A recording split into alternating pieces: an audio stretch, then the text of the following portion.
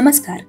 आपण ऐकत आहात शब्दसंवाद, कथा, आठवणी आणि प्रेरणेचा एक मनमोकळा प्रवास. ऐकूया सौ गौरी तिळवी यांची कथा मैत्रीची साडी.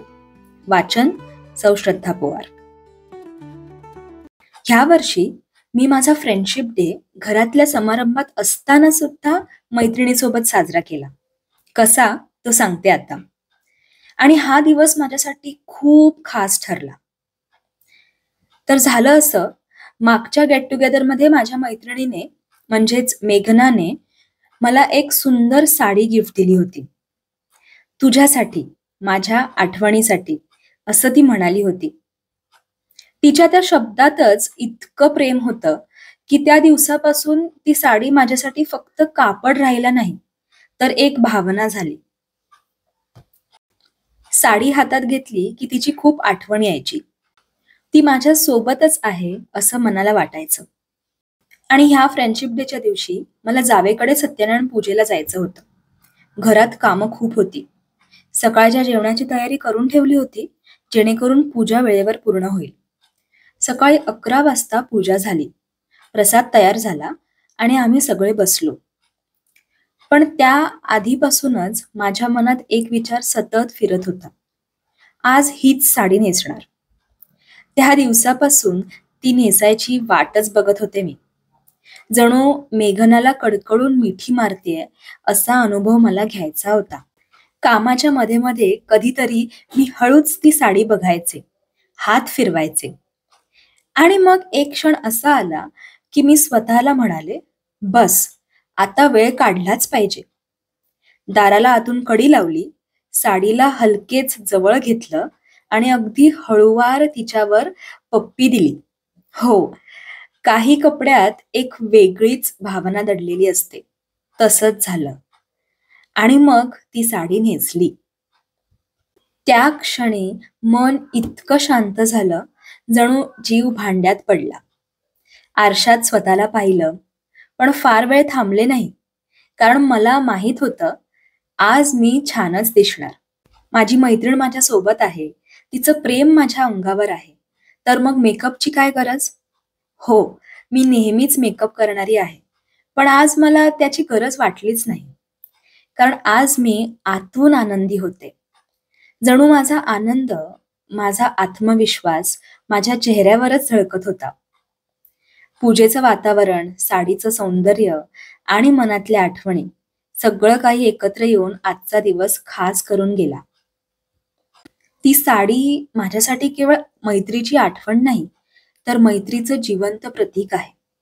जेव्हा जेव्हा मी ती नेसेन ना, तेव्हा तेव्हा मेघना माझ्या सोबत चालत असेल, मला हसवत असेल, माझ्या आनंदात सहभागी होत असेल असं मला वाटेल.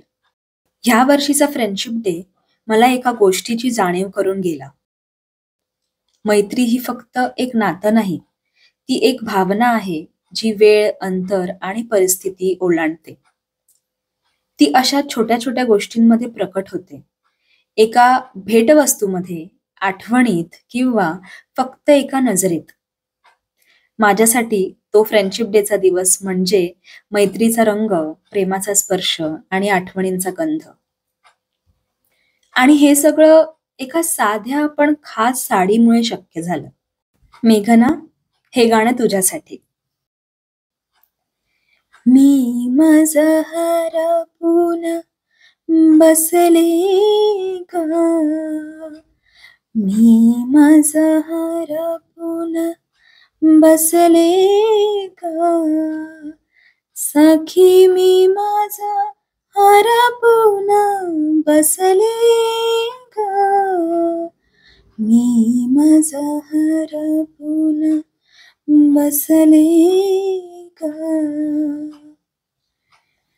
आज पहाटे श्रीरंगाने, आज पहाटे श्रीरंगाने मजला पुरते लुटले ग, मी माझा हरपून बसले ग.